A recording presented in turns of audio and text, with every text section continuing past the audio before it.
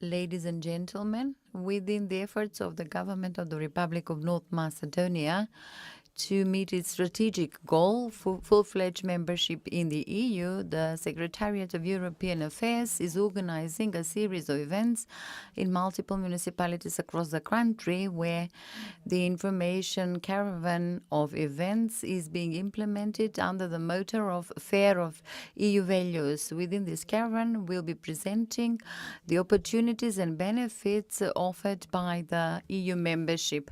The campaign, We Are Europe, whose host is Deputy Prime Minister in charge of European Affairs, Bojan Maricic, will be implemented in 8 cities across the country. Today we are starting with Skopje, and then our hosts will be the cities of Strumica, Bitola, Kumanovo, Ohrid, Prilep, Tetovo, and Štip.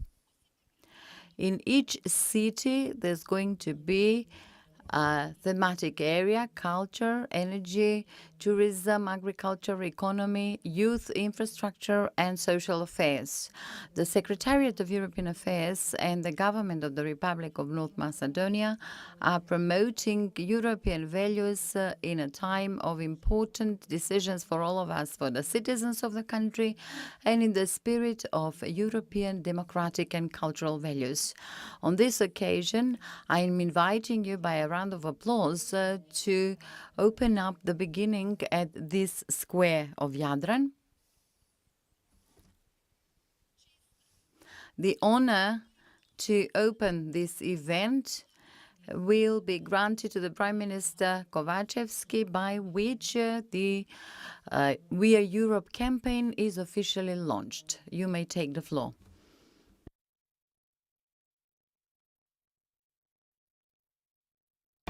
Good evening, everybody.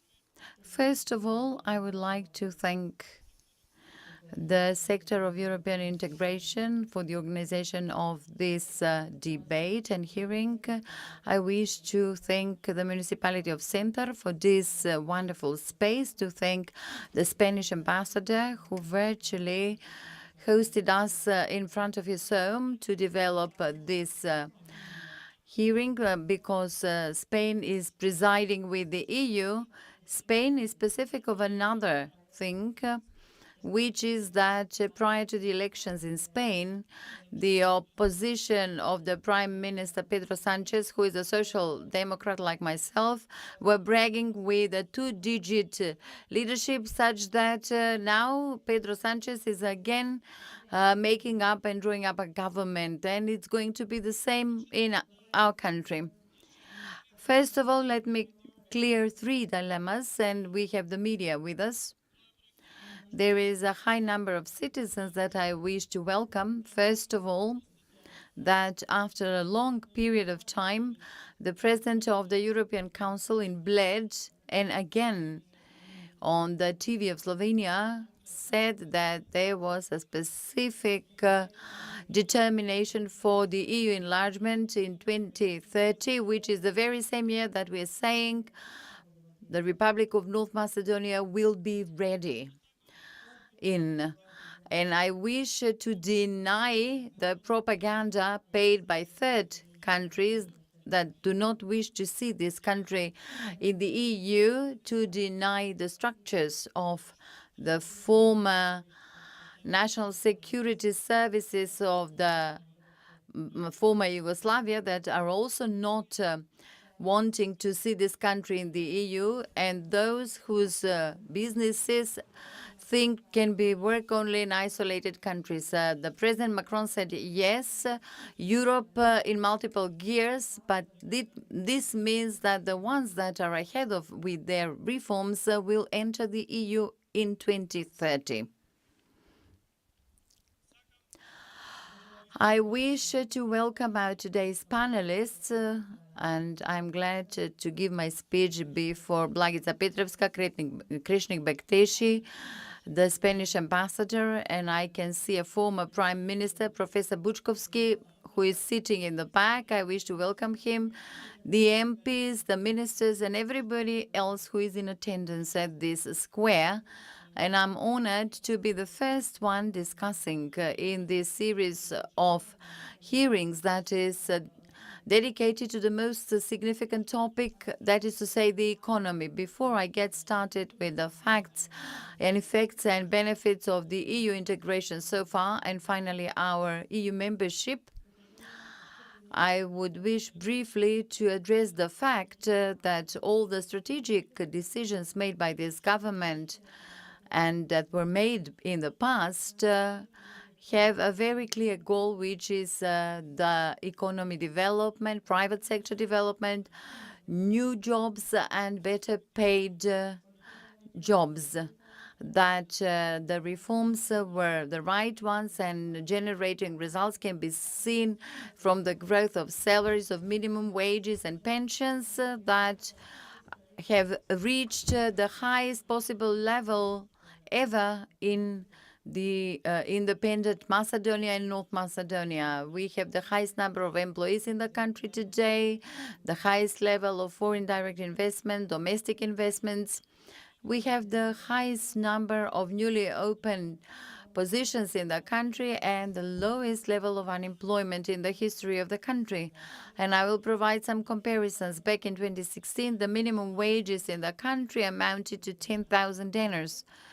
Nowadays, it amounts to 20,175 dinars, which is double the amount that we had. The average wages in 2016 was 20,000 dinars, and nowadays it is 37,000 dinars almost, which is whole 230 euros more for every household budget in the country. For the first time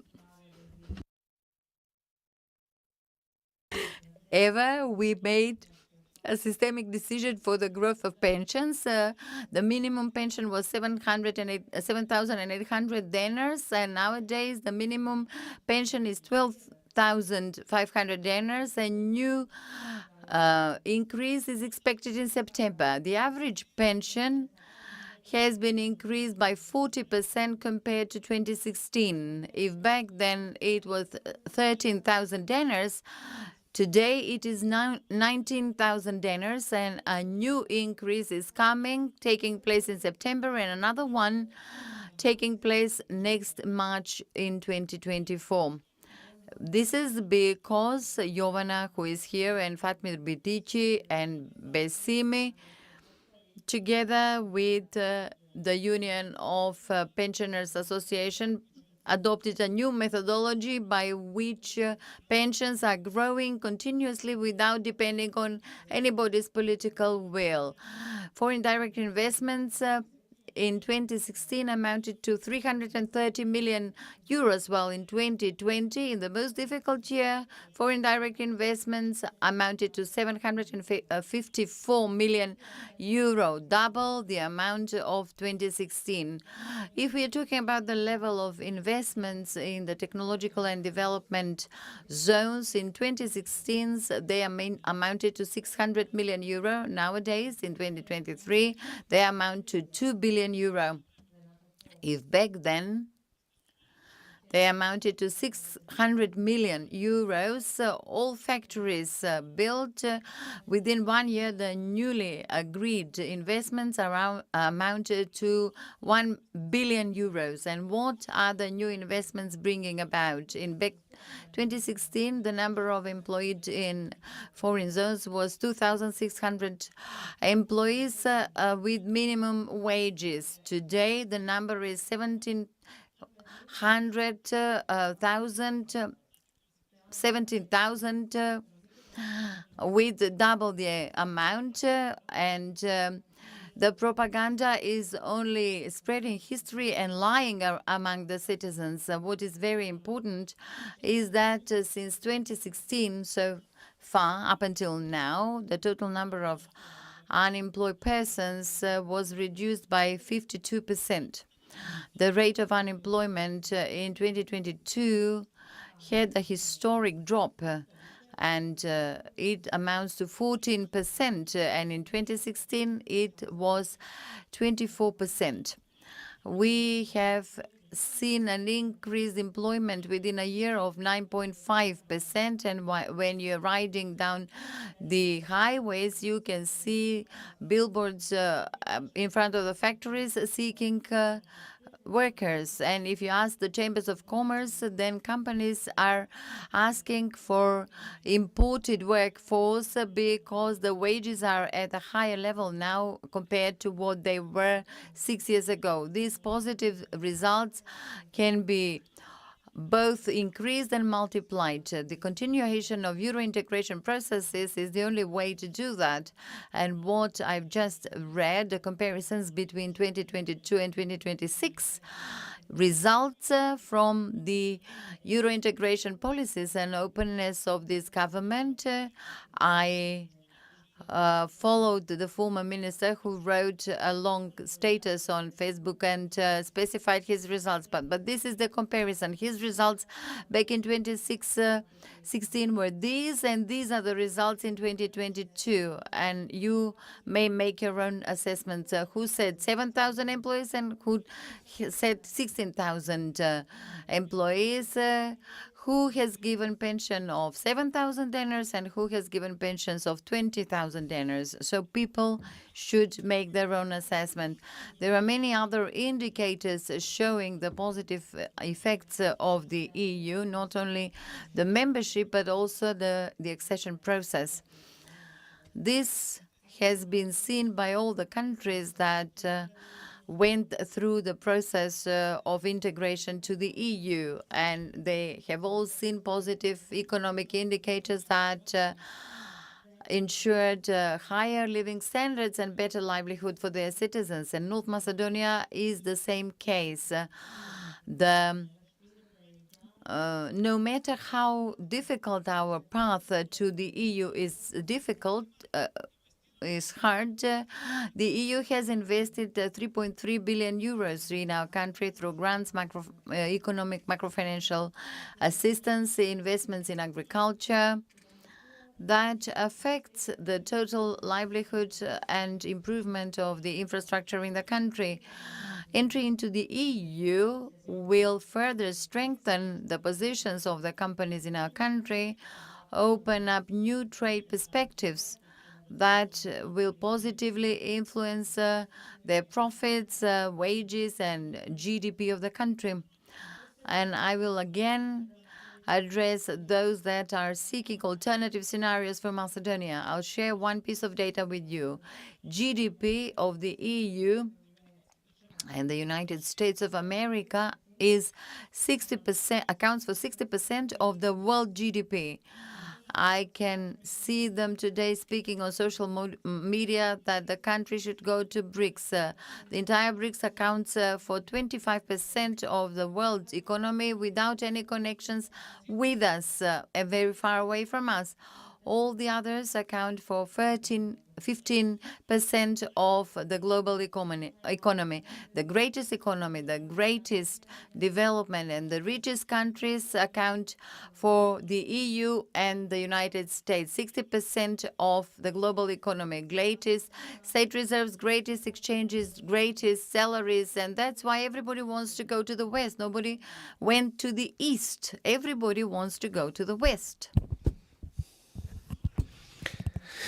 And this is possible because the economic power of the EU is enormous. Its participation, its share in the world global trade exceeds 16%.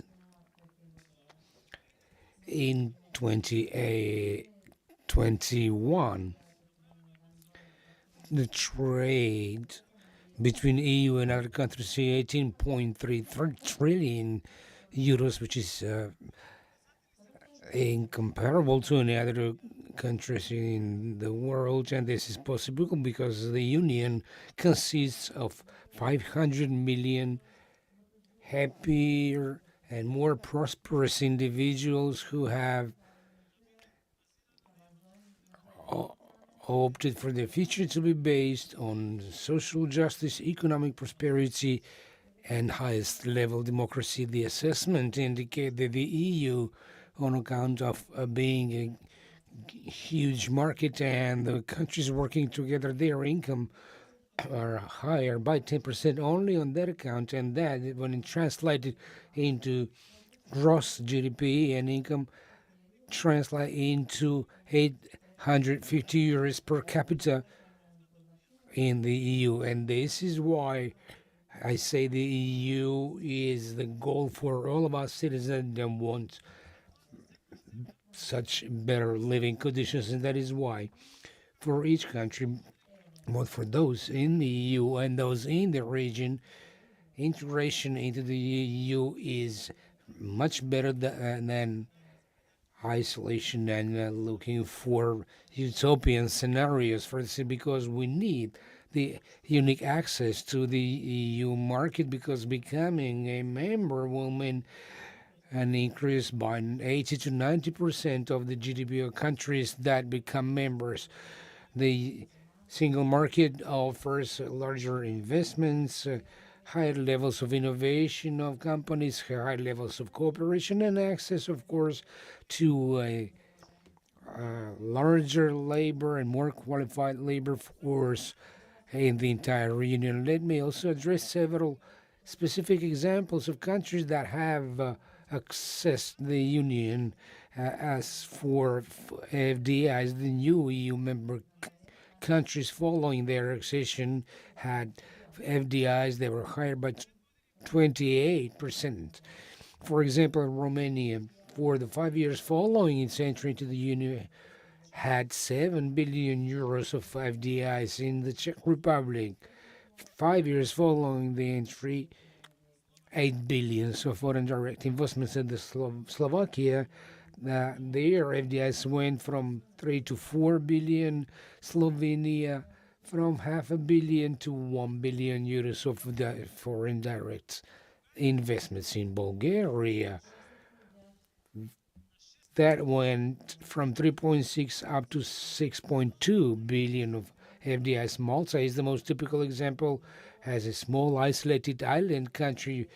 Prior to its entry into the EU, foreign direct investments in that country were about 400 million euros. Now, after joining the EU, they have gone up as much as to 21 billion euros. That is integration. That is sincerely caring for your citizens, and everything else is false patriotism without even noticing that the situation is rather bad. And if we look at the increase of the GDP in the countries following their entry in the Union, let me also share some examples. Slovakia from 3 to 7.5%, Lithuania from 5 to over 7%, Poland from 3 to more than 5%, the Czech Republic from 3 to over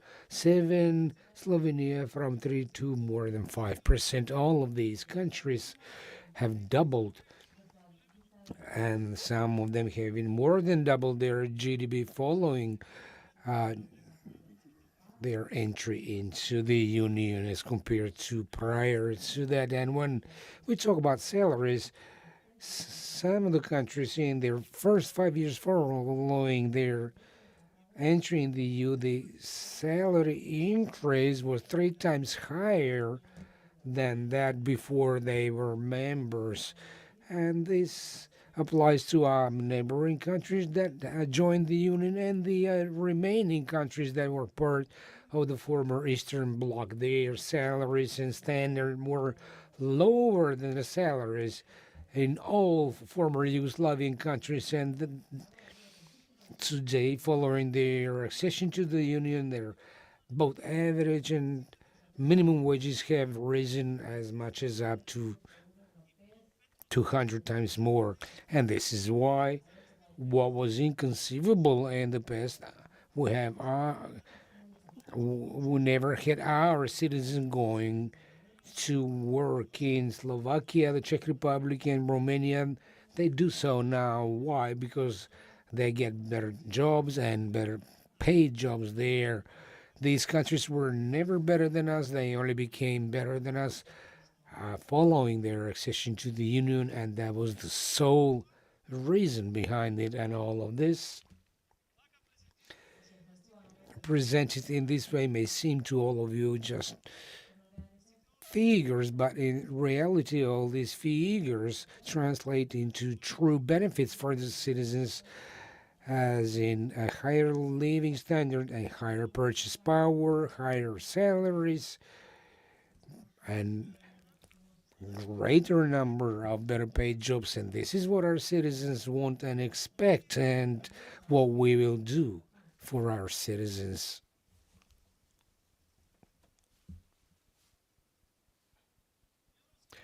The European Union and its common market sets also common values and standards, thus helping the companies grow and continue being innovative, which makes production at same standards, employment at the same standards, the same quality of products, and unimpeded trading in products produced here in Macedonia on all markets in the EU with no restrictions, quotas, customs fees, or other inspections and control.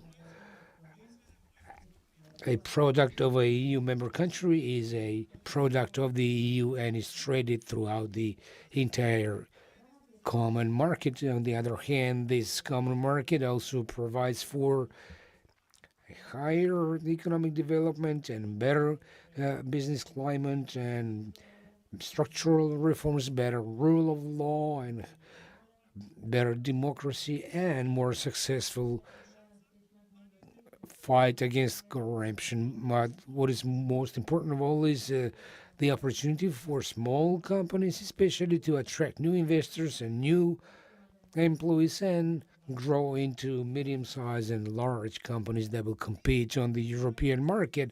But we also must never forget that even the present positive indicators are due to our connections and connectivity with the EU, which is our largest partner, to which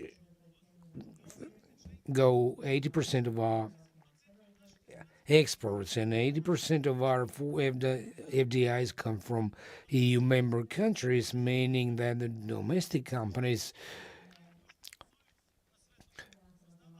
are creating added economic value with the most powerful companies on the continent, thus opening new jobs for us citizens. At the same time, the EU is our bigger financial and economic supporter. Thus far, it had invested 3.3 billion euros since we gained independence. Only through the EPI programs, the EU has invested over 1 billion euros in new roads and infrastructural projects. Look at the agriculture. Through the EPAR 2 program, we received over 60 million for the farmers, and EPAR 3 over 90 million, and these are non-refundable assets.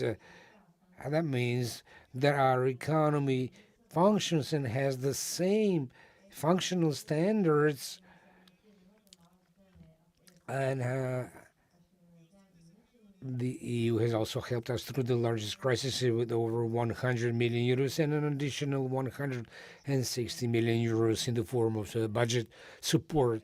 This type of assistance is granted to partner countries with the same systems. And if you look back at 2016, you'll see how all EU funds were seized because the government that was in power then did not cooperate with the EU, and he had in mind alternative ways of developing this society. But a EU member country from the region, as compared to a country like us, receives 11 times as much assistance per capita than us. That means once we open the chapters, this will also open up the road to new EU funds. And following the accession, That assistance is also several times higher than what we receive today, because every step forward means access to new funds, financing new projects, and new efforts to advance our society, which remains more stable and financially richer country, better credit rating, that is more domestic and foreign investments, higher wages, and simply said, better standards for these citizens of North Macedonia. This is a historical chance that we are faced with, and we must not miss it. There is no other real perspective or option that will help our economy, both in the short and the long run, to achieve the growth achieved by the EU member countries. There is no other alternative or concept that will ensure a better living standard for the citizens. Now is the right time to continue the negotiations with the EU. We are all responsible to do everything in our power for the country to go forward, instead of being isolated and have no plan for our future as a country. We must make use of the opportunities, because what we have today may not even be an option tomorrow. In the new growth plan of the EU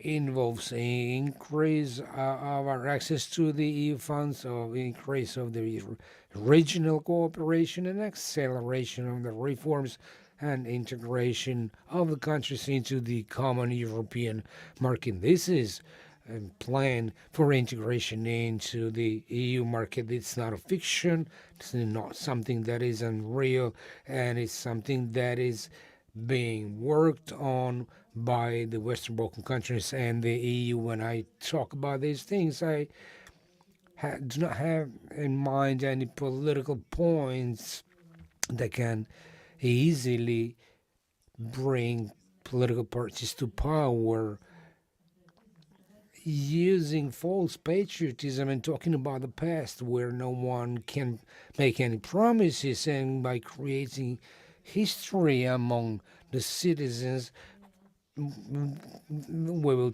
take the country nowhere. We saw what it looked like, and we were witnessing this for 11 years. Democracy was gone backwards. There was no freedom of the media, and the citizens did not want that. They fought for this themselves, and they want to go forward. I know it's a road that is not easy, but when you have a huge goal ahead of you,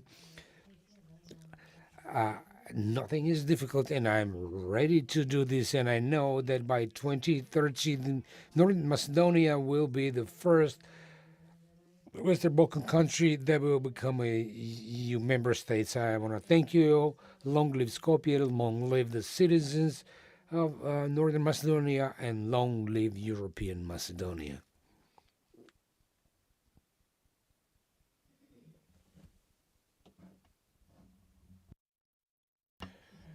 Let us thank the Prime Minister Kovačevski with one more round of applause for his address.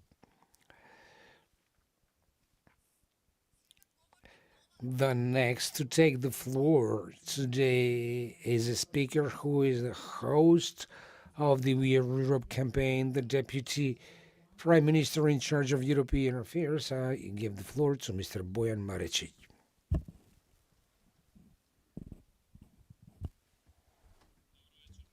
Good evening, everyone. Dear President of the Government of the Republic of North Macedonia, dear colleague ministers, dear MPs, ambassadors, dear guests. The Prime Minister has shared many things. He specified the most important things, and therefore he facilitated our work to focus on other issues that are important for this topic of aspects of economy in the EU. The EU is the most successful project following the Second World War seen by the world. The EU is a peace project because it secured permanent peace in Europe, and it's a political project based on values, human rights, freedom, rule of law, strong institutions, and democracy. The EU is also an economic project, an economic miracle. The Prime Minister has shared the parameters why it was an economic miracle, and I would not reiterate them, but what we can see is indeed the economic miracle of the countries that 20 or 30 years ago used to have their negotiations, and nowadays they are developed EU member states. Let us see as an example the Czech Republic. It is a country that this year for the first time has become a country that is not only drawing money from the EU budget, but is also contributing money to the EU budget. The economic indicators of Croatia shown last year, after joining the Eurozone, 15 billion euro in their key economic branch, which is the tourism. These parameters that seem to be unreachable nowadays used to be unreachable 15 years ago for Croatia, 20 years ago for the Czech Republic. If you ask the Bulgarians and Romanians what has the EU contributed most to your development, they would say it has built our roads and our infrastructure and provided hope for a better future. The primary question in this campaign and the combat we are having in our society is where we wish for North Macedonia to belong. Do we want it to belong to this largest economic and political project and belong to the economic miracle, or believe alternative stories that are believed by few people and nobody has seen any benefits from them? The Republic of North Macedonia, without any dilemma, is belonging to the European Union. Our citizens, without any dilemmas, wish to be part of the EU. Our economic miracle, our political development and peace project is possible only in the EU. The European Union has helped us so far a lot. Its democracy and engagement with the other strategic partners has helped our country to get out the crisis on many occasions. And also the financial assistance that amounted to more than 1 billion for the last 15 years have significantly contributed to many aspects of our lives. The Corridor 10, many infrastructural projects, railway stations in multiple cities, sewerage and water supply infrastructure, agriculture, education, record utilization of Erasmus programs, protection of our spiritual and cultural heritage. This afternoon, I visited the Pantelimon Monastery in Skopje, and very few people know that the reconstruction of the monastery was a European project in a cross-border collaboration with Kosovo, which is proof that the EU is investing in the entire society of ours and in the country.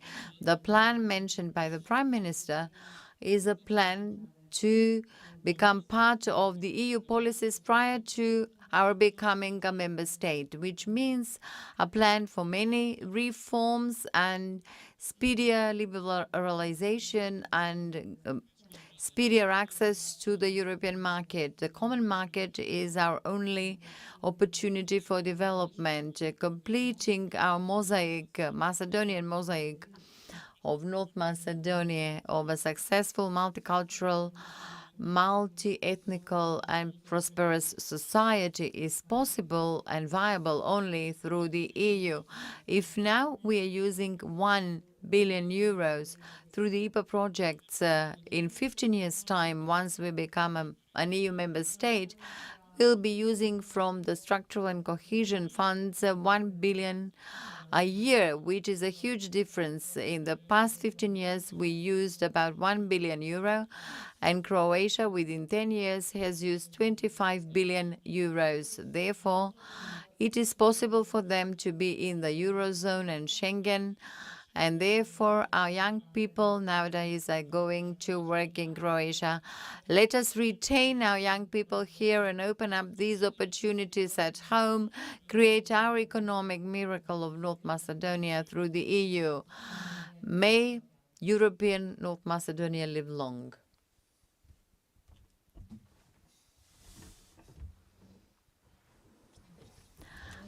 Let us thank the Deputy Prime Minister in charge of European affairs for this speech.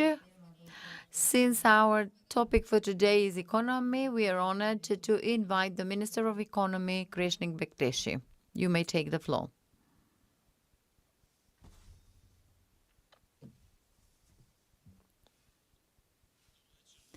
Good evening, everyone.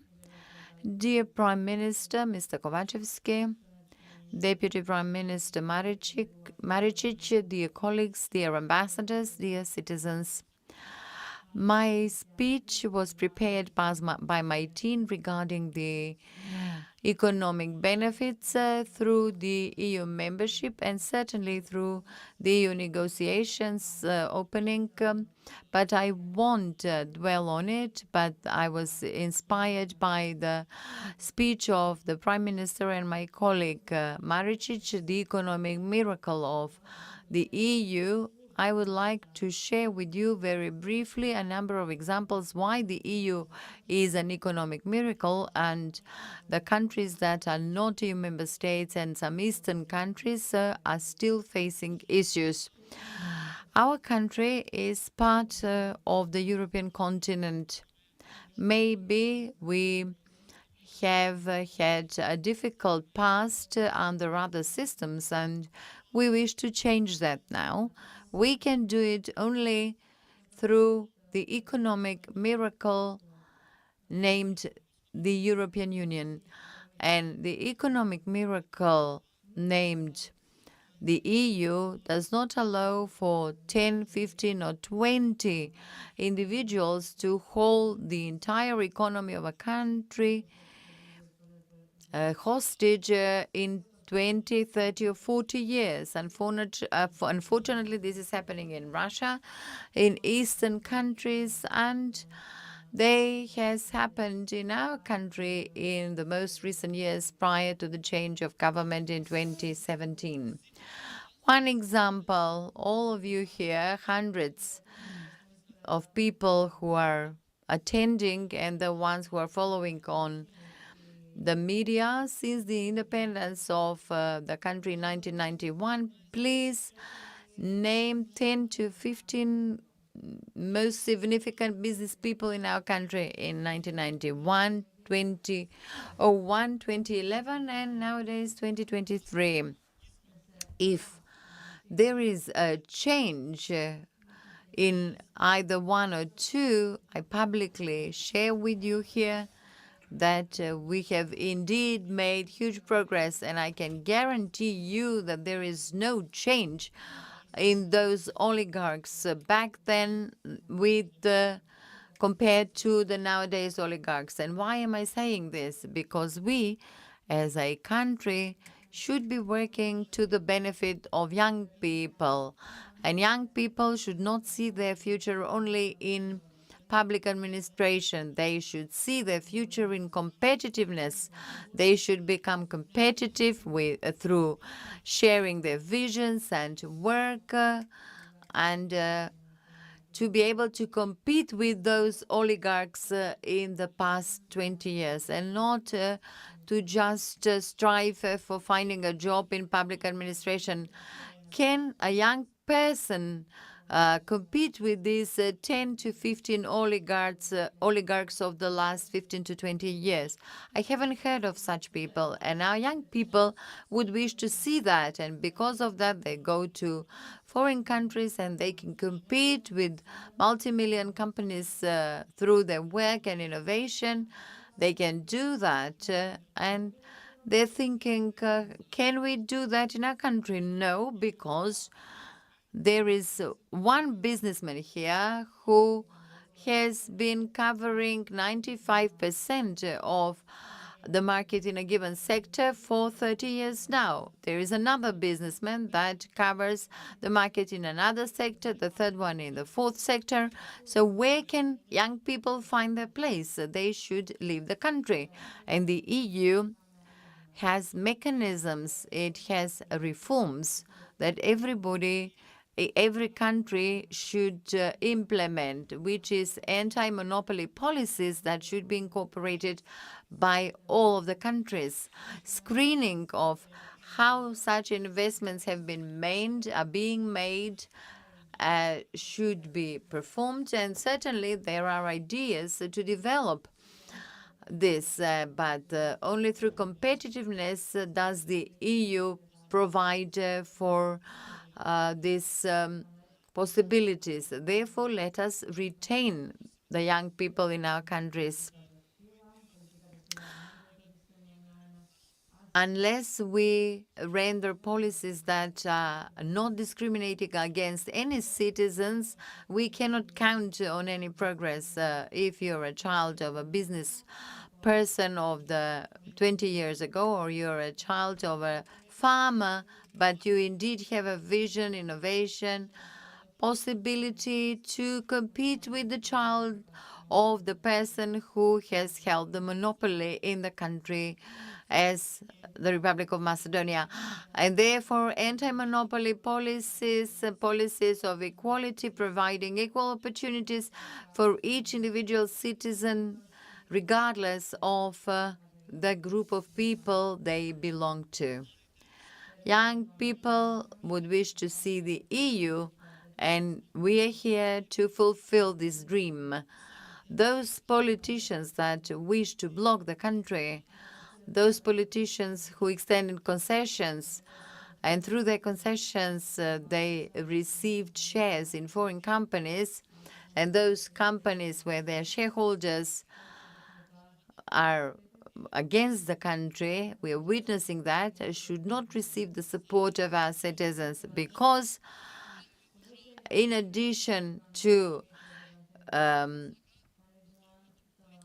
being thieves and stealing from the country while they were in power, nowadays they wish to change that and continue.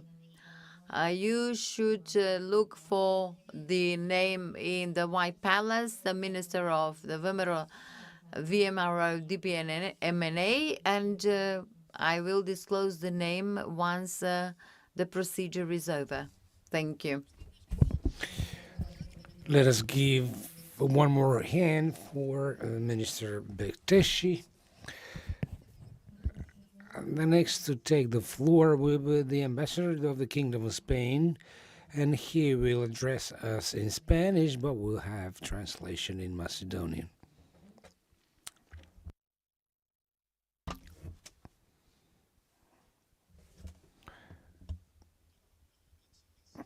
Good evening, everyone.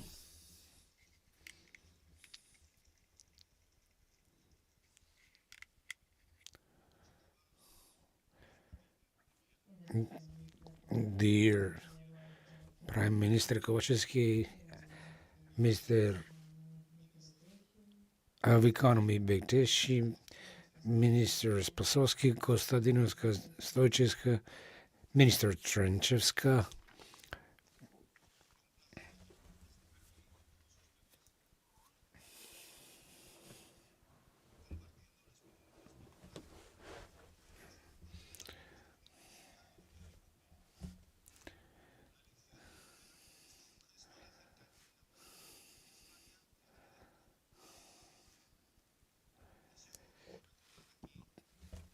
del presidente del gobierno español a Skopje, como ha mencionado el señor primer ministro.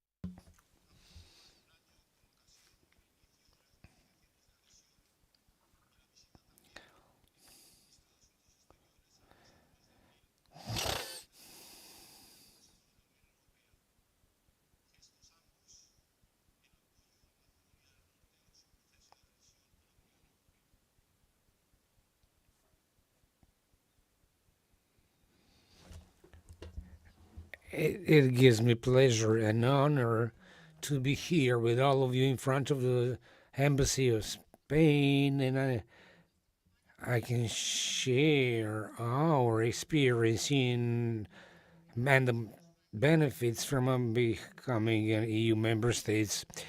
I would like here to remind of the visit of the president of the Spanish government to Skopje more than a year ago. And that was mentioned by the Minister Kovaczewski, and the visit of my Minister of Foreign Affairs last April, in the eve of our taking over the presidency, and the provision of supports for North Macedonia on its road to accession to the EU.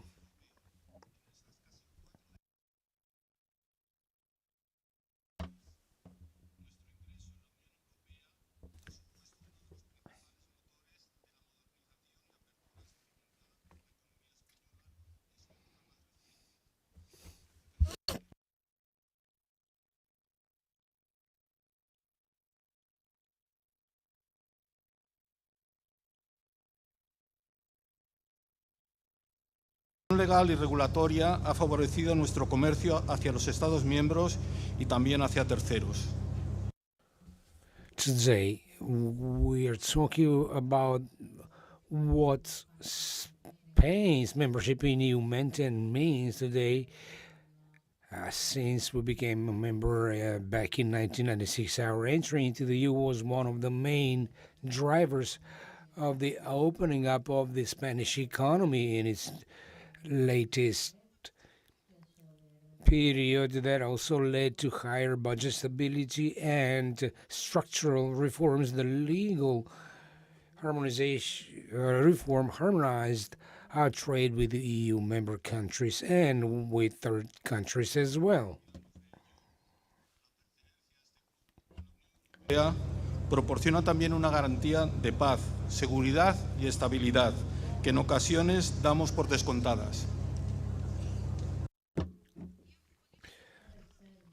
Although we tend to forget this, membership in this club also offers guarantees for peace and stability that we sometimes take for granted.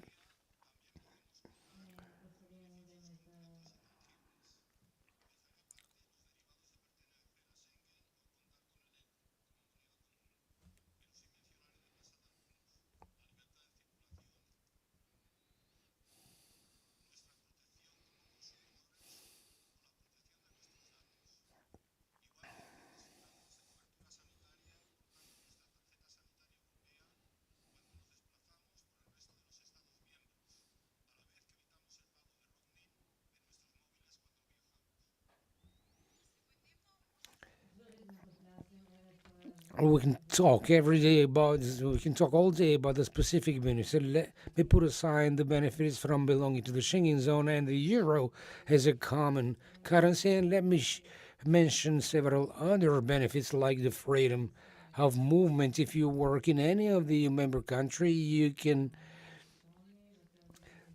move about freely and work.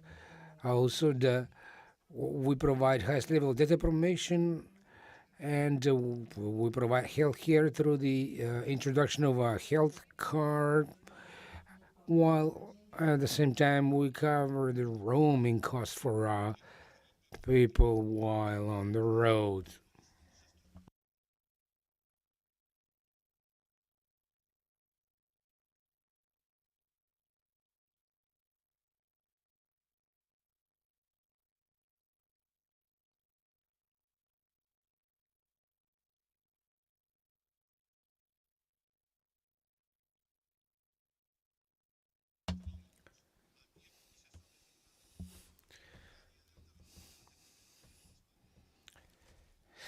At the end, let me share yet one more information. The structural funds and the reflection in the development of infrastructure is something that is of particular interest for our countries. In 1986, we had about 483 highways in Spain, and that grew to up to 17,000 kilometers a day, and we have also been able to introduce a modern and speed railway.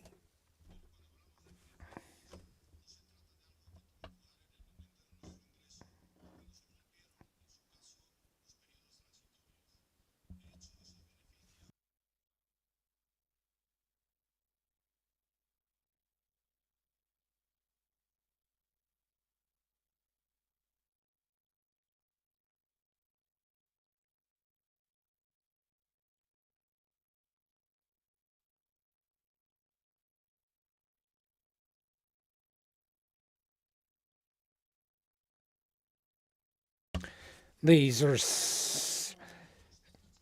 very brief overviews of what it means to be an EU member state, and that's why when we talk about benefits, we don't talk about something that has happened at the moment. With the moment of our accession, these benefits were not only increased but expanded and adjusted to the various crises in response to the Russian aggression of Ukraine and all the consequences of the pandemic. For example, Spain and its citizens already benefit from new plan designed by the EU.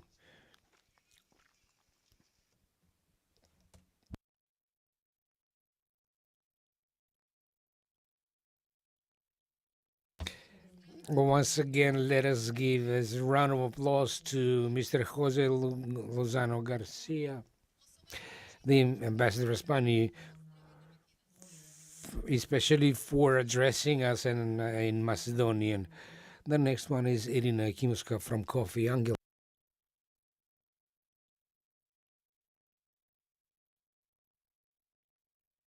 Good evening. I am Confi Angel, and together with my other 1,000 colleagues at Confi Angel, we create our right to employment and our living standard. We here at Confi Angler are 99% or export-oriented company with all our products going to the EU.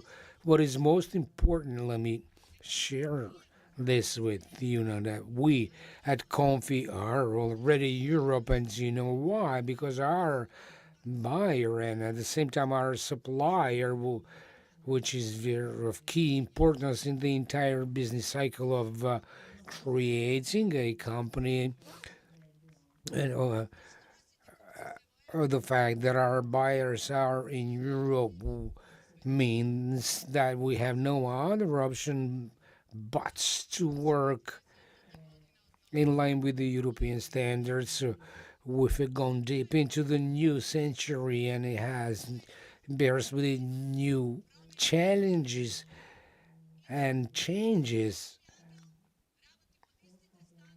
in the perception of moment. So Confi works with the same standards that are applied in Europe. Those are the ECG standards. And do you know why we apply these standards? Because we want to be Europe, and we are Europe. What are these environmental standards? Namely, of course, every company has been established to generate profits, but the question is how we do that. Profits in accordance with the environment and the social norm and form that we live in. Capital is the changing agent. And with due respect, Mr. Minister, when it comes to your comment about the young people, but we rather at Confi Angela can serve as an example of young people. Some 17 or 18 years ago appeared before, and now I'm even today a member of the Chamber of Commerce. And one more thing, Mr. Minister, that we should not forget, that the key of our existence and living is to maintain what we have. The same oligarchs have been able to keep the companies, and they do contribute to the GDP. And I have been sitting with the same oligarchs for the past 18 years. With all due respect for your position, I just cannot let you talk about the people that I know have been working for so long in that way. And I hope that one day we will find a common solution to introduce these standards not only in Coffee Angle but in every home and every company in the country. Europe needs a country that abides by such standards, namely environmental standards. It's not only it's not only renewable sources of energy. This is the least issue. Environmental standards, when we talk about environmental standards, only the sky can be the limit as to what we do. We in Macedonia must turn to ourselves and see what our richest resources is. That is our nature. We need to foster it because it has to be there for the generations to come as well. The second standards that the European corporations have been working on is the social. There, the human being is the essence of the standard. Without man as capital that we own, we have no other added values. Let us focus on people and create a normal, healthy, working and living environment, and where we will have an happiness index. I don't want to be the only one that is happy. I do not want to live in such a society. I don't need horses to ride. I need a society in which all other people and members have an happiness index. This is why we at our company creates a standard with the human being in the center. And the last standard is a governance under which each administrator working in the state agencies has nothing but high respect for our operation. Do you know why? Because we have committed to work in no other way than what the laws in our country says, but we also point out to our employees that they are wearing the colors of our company, and they are Europe, and they have to abide by the rules both in the company, outside the company, if we want to create a better. I apologize, Mr. Ambassador, I cannot say this in Spanish, although your language is beautiful, but I know one thing, not Coffee Angle itself, nor even Europe itself can increase our GDP figure. That is a reality. Let us look in the mirror and ask ourselves whether Europe needs a country that has only 2.5% growth. No. If this country is to feel the presence of Europe, we have to at least a growth rate of 7%. The only way to do that is to build a bridge between the business community and the administration. If we fail to build this bridge today, tomorrow, as soon as possible, we will be flooded, and we are facing a huge river coming in our direction. This is the Macedonia that I want to live in, a European Macedonia, because I am also European. I love my country, I love my parents, I love the company I work for, and I will do everything to complete that mission of mine that is called Coffee Angle, and for it to be an example of a company that is one of the most successful exporters to the EU and in Spain. Of course, I have nothing to add but to say that the answer is within all of us. One more, we need to get up. All of us need to get up in the morning and ask ourselves, what is the change that I need to make? The ambassador cannot do that change for me. I have to do that myself, and I will prove the ambassador that we have the credibility and capacity to achieve a 7% GDP. Thank you. With a strong round of applause, let us greet Ms. Irena Yakimova, who indeed has given us a pep speech and motivating speech, and through their manufacturing premises in Prilep, they have been collaborating with many EU companies that are improving our standards. Finance thing, Blagica Petrovska is our next speaker. Good evening, everyone. I am not so loud as Irena, but I extremely respect her because she's my very dear associate. Dear Prime Minister, dear Deputy Prime Minister, dear ministers, dear Ambassador, dear guests, I'm extremely glad that this campaign is starting on the topic of economy, because I deem that the economic benefits that this process can bring about are the key ones that can be felt by all citizens. Economy is nothing to be theoretically explained, but something that can be felt through our salaries, pensions of our grandparents, living standards of students, and living standards of our children, and conditions in which they're living. And therefore, I deem that this process should improve all of those aspects. One of the key goals of this process is to converge to the income of the European Union, which means that the less developed countries' income should be approximated to the countries we are striving for. Currently, it amounts to 39%, and it's not sufficient, and there is a lot of room to improve it. However, that is only the final goal. The outcome that will not appear only through our becoming a member state.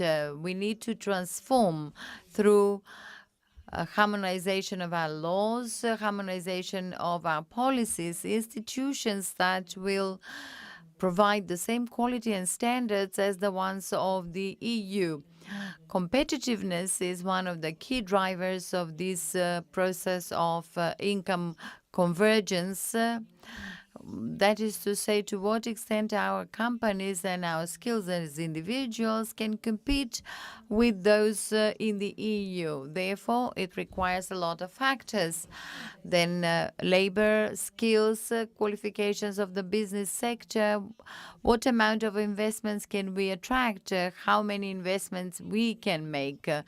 And this process should enable to do this. Where do we stand nowadays? In past decades, we've seen certain progress. For example, the unemployment rate was going down, the poverty rate was going down, pensions are going up. Is it sufficient? No, it's not. Do we have certain aspects that should not be neglected?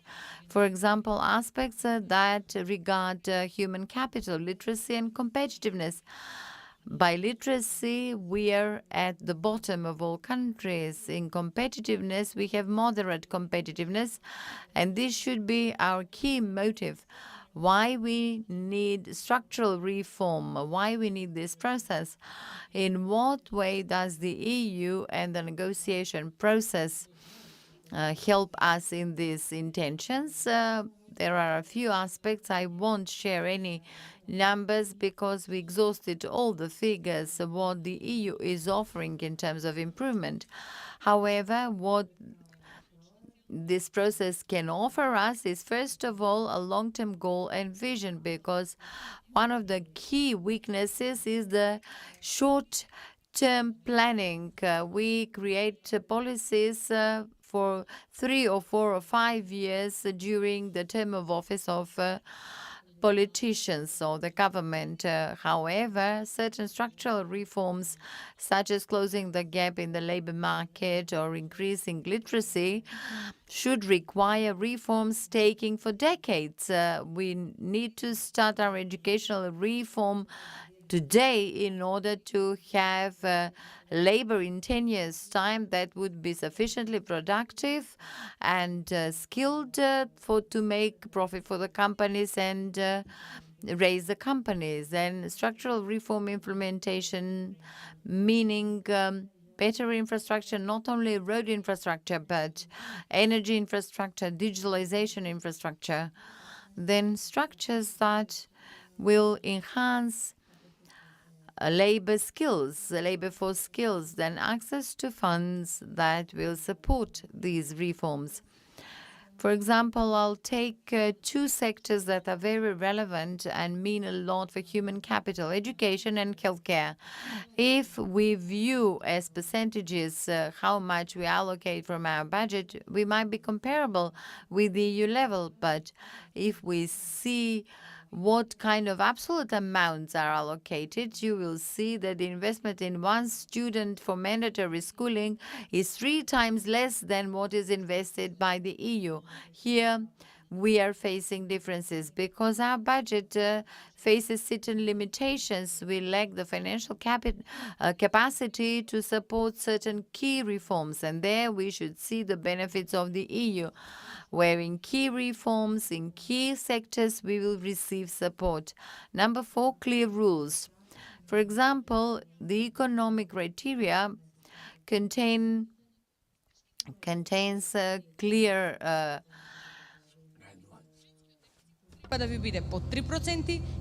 guidelines that should be followed. For example, the indebtedness should be lower than 60%. So these are the rules of guarantee. We should stop being accustomed to populism. In general, our society is populist.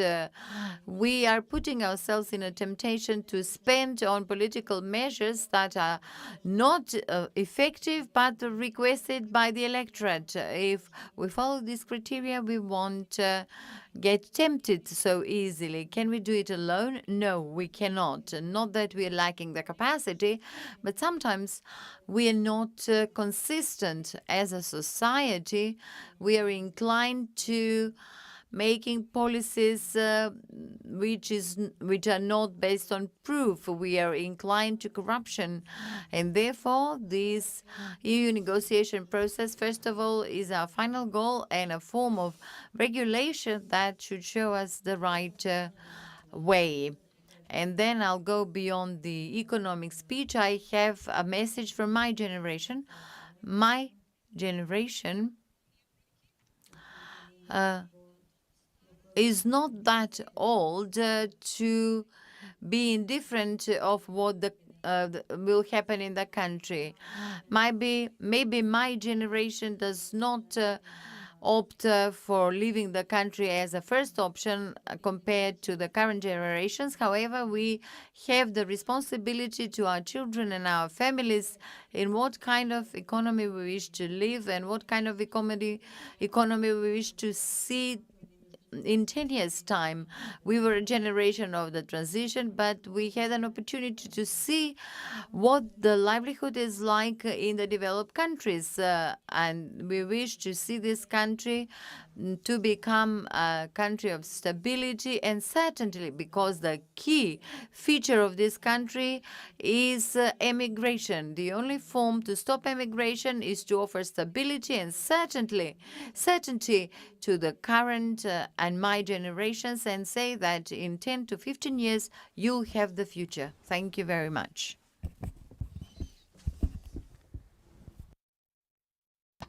Ladies and gentlemen, the speakers that took part in this campaign on behalf of the host, the Deputy Prime Minister in charge of European affairs, I thank you and I wish you a pleasant night, and our next meeting will take place in Stromica, Bitula, Kumanovo, Ohrid, Prileptetovo and Štip. All the best.